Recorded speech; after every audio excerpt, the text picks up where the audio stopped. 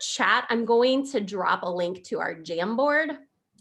You, by all means, are more than welcome to just unmute or type in the chat.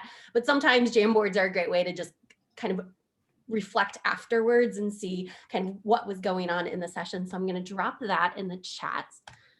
And just let me know if you're not able to access it. But if at any point during today's presentation, you want to add feedback in there, you want to, you've got this great idea that you don't want to lose, you can throw it in the Jamboard, and I'll put all 3 Jamboards in our session folder after today's session as well. So the first Jamboard is just asking for if you have any questions as we go through the sessions. I'm going to pull the Jamboard onto my other screen, and then I will be able to actively see this. So feel free to, again, just unmute and interrupt me, but if you feel more comfortable adding some feedback there, feel free to do it. So thank you for being here again for Gigi visiting your math block. I'm super excited. My name is Elizabeth Birie. Like I said in the introductions, I am a former 5th and 6th grade ST math teacher. So I used ST math with my 5th and 6th graders. And some of these are things that I've done, and some of them are things I've stolen from you all in Massachusetts. So it's kind of a good combination of tried and true, whether they're tried and true from me or from you. And so I just pulled kind of a traditional lesson plan, right? And we may call them different things based on where you're at, but for the most part, you have some kind of objective or some kind of standard or some kind of I can statement, right? You've got your materials, you've got your intro, you know, whatever. We're all educators. We know kind of the flow of things, right? And so what we're going to kind of talk about today is where Gigi fits in some of these pieces of that lesson plan. So as you're thinking through your math lesson for maybe when kids come back on site, or if you're staying in kind of a hybrid model, how you can integrate ST math into maybe your kids that are there or your kids that are working asynchronously, you'll have some ways here. And so the first way that ST Math and Gigi can kind of visit your math block is when you're just thinking through what objective you're going to teach. So maybe you know coming up you're going to teach fractions, or you're going to teach volume. You've got a very specific standard, right?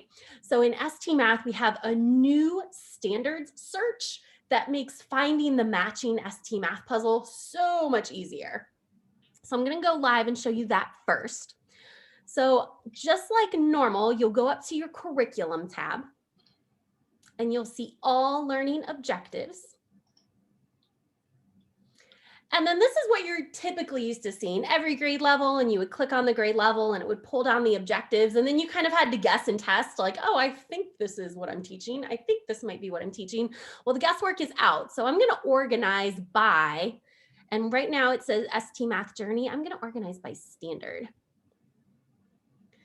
And then you have every domain that exists in elementary math, but if you don't want to see all the domains, you just want to see your specific grade level, you can choose the grade level that you want. And then you see just the domains for that grade level. So maybe you're getting ready to teach number and operations fractions. Here's your Massachusetts state standard language to the T. And then over here in blue are all of the puzzles that match those standards directly. So again, it's a cool, quick, easy way to kind of find the puzzle or pull up the puzzle that's going to make the most sense as you're lesson planning. And the other cool thing is you can just click directly on it. So you're like, what is this fraction multiples puzzle? So you can click on it. It'll give you the language. Here's where you can test the game so you can see all of the different levels. You can see the pre-quiz or post-quiz if you're that upper elementary teacher. And then you can also see if any of your students have played in. So right now, none of mine have. So you can really get a good picture of what's already happened with that standard on ST Math, but then you can also just really quickly decide, oh yeah, this is definitely going to match, or this is definitely going to fit into my lesson. And here's where I think it's going to fit in. So a really cool search. I think a much needed search feature that a lot of you actually contributed to. So thank you for that. So that's my first pitch. And so again, to get there, I put this at the bottom, but curriculum, all learning objectives, and then you can organize by standard. And you'll have a little bit of time in today's session to play around in your own account. So if you're like, wait a minute, Elizabeth, what? Where did you get that? I can help you out again. So kind of thinking through matching ST Math to your standard has become easier. And then another place Gigi can fit into your classroom is with your materials, right? And so you're already using a lot of manipulatives, probably, whether it's base 10 blocks or fraction tiles, or even just dry erase materials or paper and pencil, right? And so ST Math can help you with all of those. So a lot of our like fraction lessons, they look very similar to fraction strips. Our petals games, so our place value games, those directly match with the base 10 blocks, right? And so you've got some things that you're probably already doing within your class that, hey, you can, if you see a student playing like the petals game, for example, you can say, oh, you know what? This is like what we did in class here. Can you tell me where do you see this tens block? Where do you see this, right? And you can have them kind of have that discussion of what's going on the screen with what you've already had in class. And it's just taking what's on the screen and making it that much impactful in their hands. And then the other thing, I won't talk about it a lot because you can watch the recording from Denise's session, but we also have math mats, and I'll drop these into the chat so that you have the link to them, and maybe during your kind of networking exploration time, you can take a look at those. But the math mats are another just really quick and easy manipulative to have. I kind of had a math mat a math mat station in my classroom, and they just like, I had maybe 5 printed of each one, and I slid them into page protectors so they became dry erase boards, and they just went and grabbed one when they saw a game that matched what we had. So I'll drop those in the chat. But again, they're there for a lot of different games. You can use them the same way you would use a manipulative. So here's a whole list. There's a couple of different options in the chat. You've got the math mats. You've also got game mats. So I'll drop those in the chat as well. Those ones directly look like the exact visual that's on the game. So I'll throw those in the chat as well. And those are going to look like this. And this is kind of what Denise was talking about. She used the pie monster example. My favorite one when we were on site was either the bouncing shoes one or the bird one. That one got a lot of student thinking out. So again, another way to kind of think through, maybe a game mat is going to help as you're thinking through in your lesson planning. And like Denise kind of alluded to, these are a great resource to use if you're doing like a small group instruction and you don't want them staring at a screen, but you want them to kind of get that discourse moment. So you could use these kind of as an offline activity as well. So using ST Math with your materials. And then probably the number one way I have seen teachers in Massachusetts use ST Math or integrate ST Math, especially if you're just trying to like get your feet wet with transitioning kids from playing ST Math at a station to integrating it into your curriculum, use it as like a do now or a warm up, right? So this is a picture I just pulled off the internet. Like it's one of those, if you're on Twitter, you see this all the time. Like people will post pictures of like, what do you notice? What do you see? And then everybody adds their math thoughts in there, right? So this is one I stole, this picture of all these bowling shoes. And then over here are Gigi's friends that I stole directly from an ST Math game, right? And maybe you project this, or a teacher projects this as students are coming in, and students just work on this problem. And so Gigi threw a bowling party to celebrate the start of summer.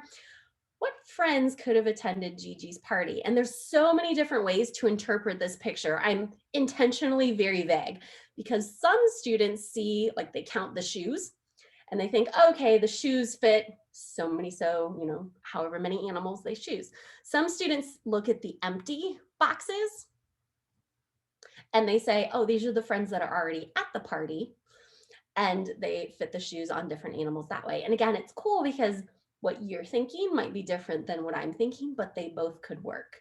And so it opens up the opportunity for allowing access to a lot of different ways of thinking. And so that can really be a positive way to start a math class, right? Kind of building that confidence and, wow, I thought of it this way and she thought of it that way, but we both got it right. That's so cool. Like I like this lesson so far, right? So you could use ST Math as just kind of that warm up, that open-ended, let's get our brains thinking, right? You could also use it in introduction. I know a lot of teachers still do like a do now, right? Or a must do and a may do.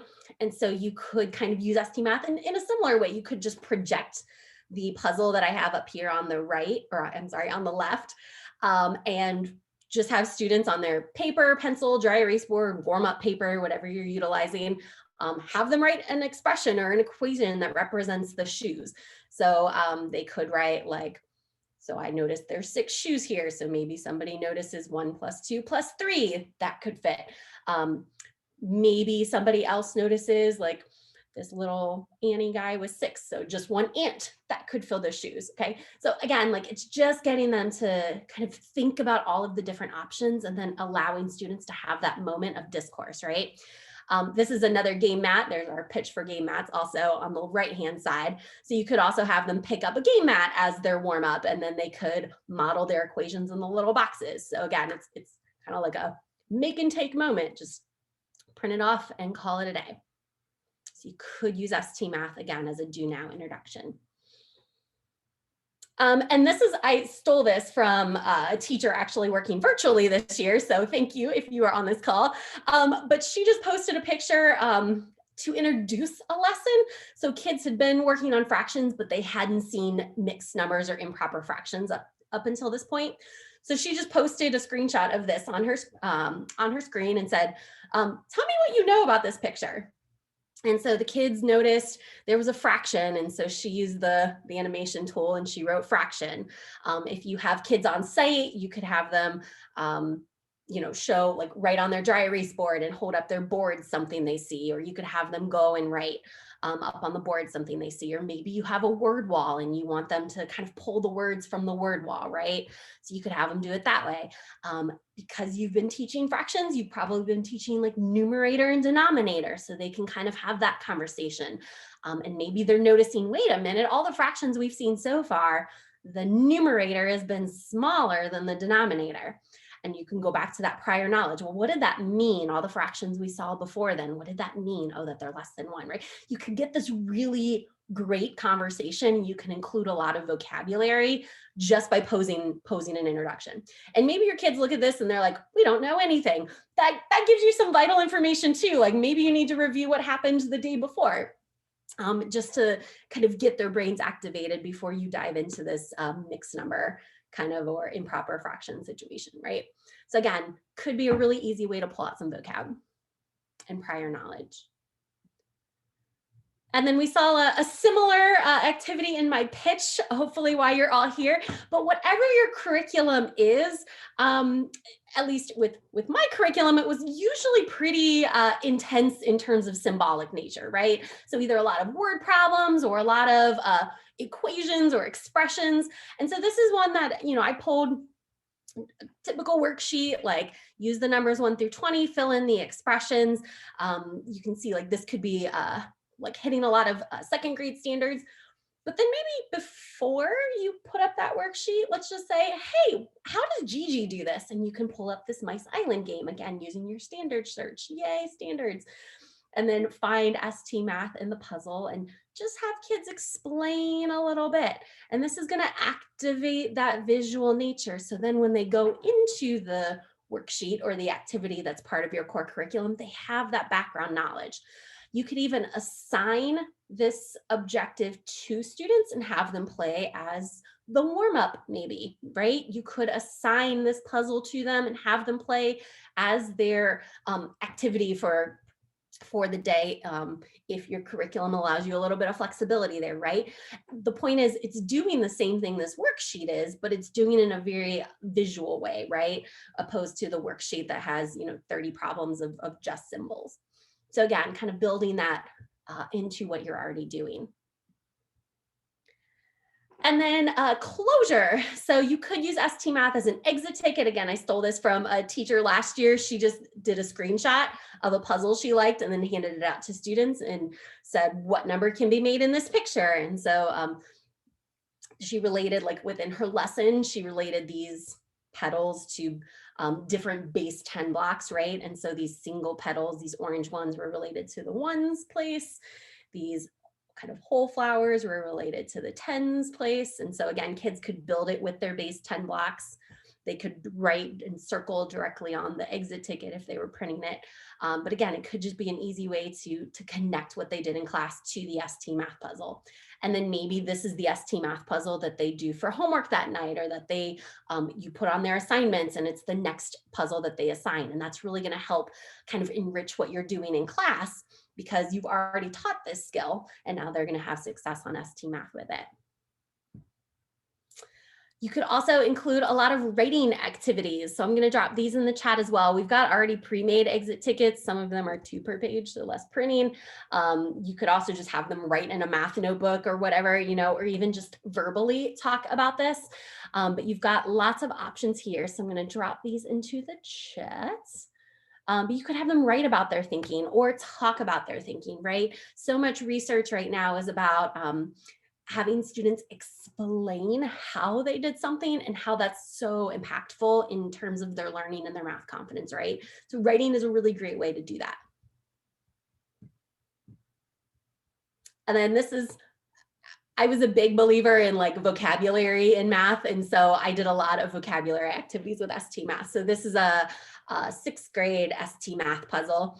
And you could just have these your word wall if you have a word wall, or just having these up on the board, or having students cut them out at their table and then paste them if you printed this out, but having them identify where these things are at within the puzzle that they're using. So this could be a closing activity as well to just review that vocabulary, right? We hear this from teachers a lot. Like, it's great, we love ST Math, we love the visual nature, but where do they get the vocabulary from? Well, in some cases, you might need some help make that vocabulary connection, right? And so now as they're playing the puzzles, they can say, okay, well, I started at the origin, I went over on the x-axis, I went up on the y-axis, etc., right? And a couple more before I throw it out. I see tons and tons and tons of awesome ideas in our parking lot. Sorry, I got distracted by a couple of them.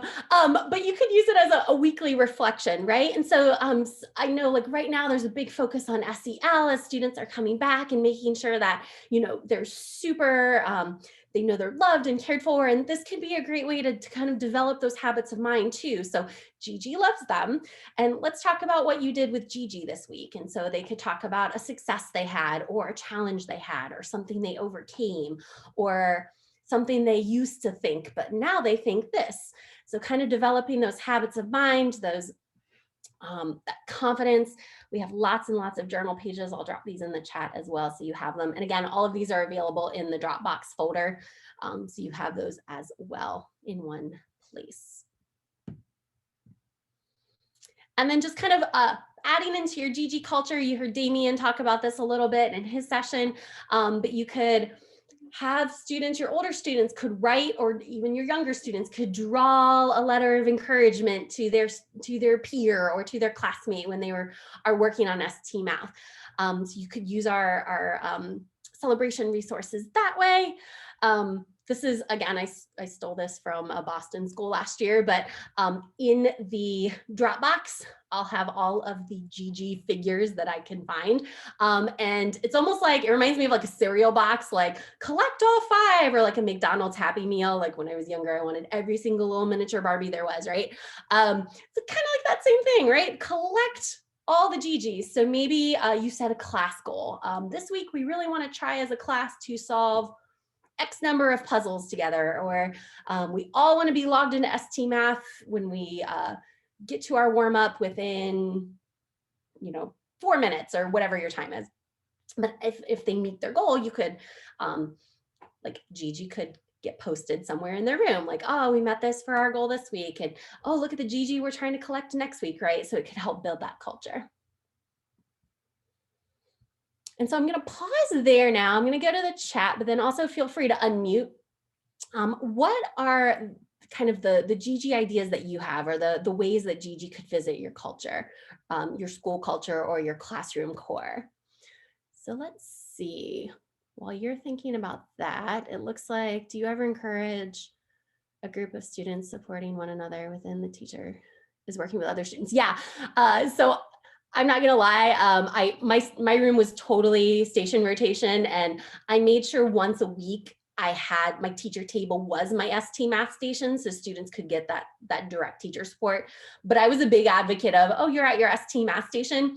Like, we set expectations, so it was a no touch zone. I couldn't touch somebody else's computer. Students couldn't touch either, which makes it even easier this year, but couldn't touch each other's computer, but they could use their words to help each other. And so again, like I definitely encouraged that discourse for sure. It looks like we've got some links in there. Perfect. Thank you. That was Catherine putting all the links in there.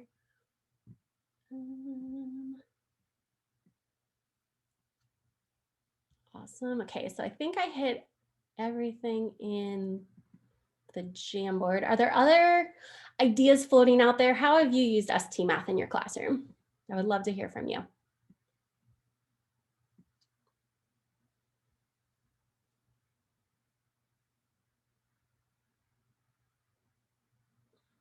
Oh, cool. So it looks like some people in their curriculum, they have a little bit of time to use puzzle talks. Does anybody want to talk about, what does that mean? What's a puzzle talk? How are you utilizing a puzzle talk? Does anybody want to unmute and kind of share with the group? Well, I typed it, so I'll talk. Yeah, so we're year one. We're basing on the idea of year one, just try to get the kids exposed to the program. And then now that we're in like the back third, if you will, I've been asking some teachers to kind of dip their toe into it at different grade levels so we can kind of get some better practices. I don't want to say best practices. And really what's been the most successful is just when we start off a unit, like we put up one game, usually level one, very targeted, aimed at the standard, using that standards report that you kind of put up there.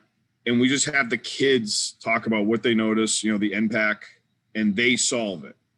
And then the first thing they always notice is that the teacher has infinite lives, and that's not fair. And we turn it into, well, that allows you to not feel self-conscious if you're going to take a guess and not really know the answer. And we try to be less than 15 minutes.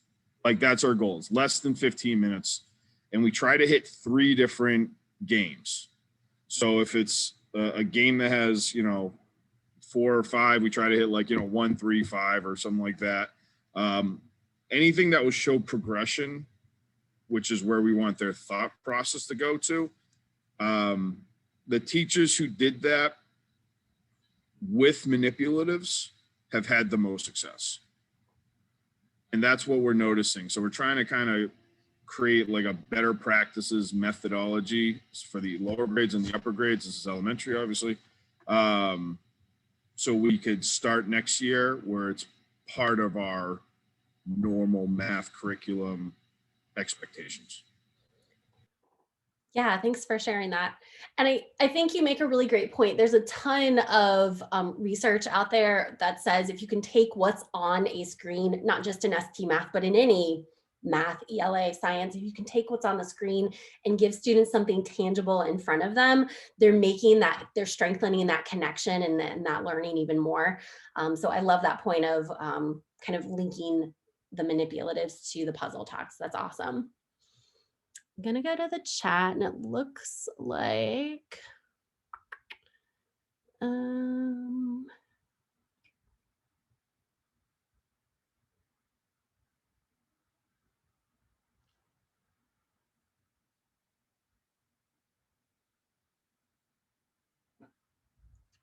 yeah, awesome. So I'm gonna pause there for a second. I'm gonna stop sharing because I want to see human faces again. What other ideas do you have? How else are your teachers or you utilizing ST Math? It looks like Erin, yeah. There's a great one in the chat from a fellow Erin. Yes. We're still remote and I've tried to have Gigi visit classes in the Google Meet to encourage students after having sent videos highlighting the progress students are making. Awesome job. I've heard a lot of Boston schools are sending videos to students that are really effective. I'm really working on providing more specific feedback to students, teachers, and classes, and Erin is the AP, so this is across grade levels. That's so cool. Yeah, and that could be a really great way. Again, I'll drop all of these GG images into our shared folder that I'm sure Faith will share again, and then we'll share in the follow-up email. But that could be a cool way, like Cowboy GG could visit their classroom if their teacher did a really great job. Ohio State GG, yay, Ohio, could visit. Rockstar G, I know, Catherine, I see your face. Rockstar GG could visit. Yeah, so like a different Gigi could visit, like a surprise visit every time. So that could be kind of fun. My one of my daughters like earned a Gigi sticker. And I was like, oh, Gigi came. I'm like trying to like get Gigi across the screen, just because like I stole her sticker. She's not one of my students, but the kids, it was the first time I tried to get, Gigi kind of into the picture. And I started with kindergarten, always start down there. And they really liked that. So that sort of encouraged me to go a little further. I love that. Just on the topic of puzzle talks, because time is of essence this year, we're running out of it and there's no time for anything. I've been using the puzzle talks mainly to focus on the topics that aren't part of our the focus standards for this year based on remote learning and COVID and everything. So we have been doing, I teach 5th grade, and we have been doing conversions each week, and we'll go through like each of the games. And then as the kids work through, I ask them if they want to share what game they're on or what puzzle they're on. And they just think that's like the bee's knees to just know more than everybody else. They love it. So that's been a good motivation for kids to, if they're struggling, they can get like the inside scoop without being outed by like, I don't know what I'm doing type thing, or if they're, nervous about sharing their struggles, even with myself or the support staff I have. So it's been a good way to kind of bleed in those topics that I don't know where the time's going to come from. So yeah, I think that's a great point. And I think with a lot of the strategies today, like the warm-ups could be less than 5 minutes, right? You're linking to like the activity or the worksheet or the whatever you're doing in class could be less than 5 minutes. So I think, again, you could kind of almost like teasing, like, hey, look at this puzzle. I assigned it to you all. Maybe you'll play it sometime. And the fact that you teased it and they see where it kind of fits into their math block, that could get them motivated to play it as well, but then also make those math connections. Awesome.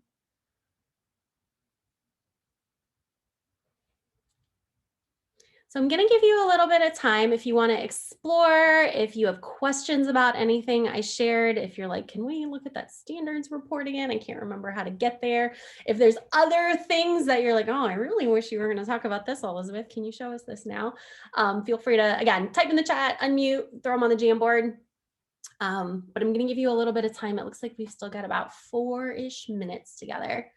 So I want to give you some time to kind of ask questions, get some time to explore, and then ask questions if you have them.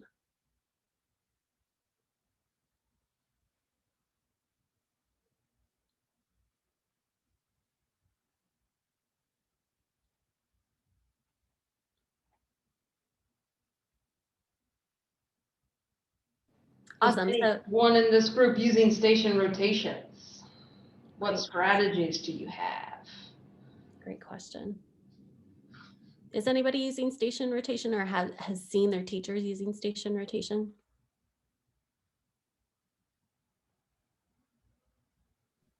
I do have one, she's a first-year teacher, and she's really been working on refining lots of things, but since we're still remote, she has like she used like Google Draw to set up a whole like choice board for it's not really a choice board. Like she has a choice board. I don't know why I said that, but like she has a separate like rotation when she's working with groups, and it gives the kids some choice, but it's like a focused, I don't want to call it forced choice, but it's a focused choice of what she wants. And she kind of specifies if she wants them working on the journeys or the objectives at the time. And that is working really well.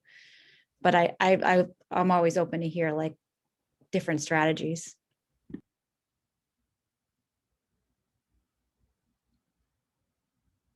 Yeah, I think the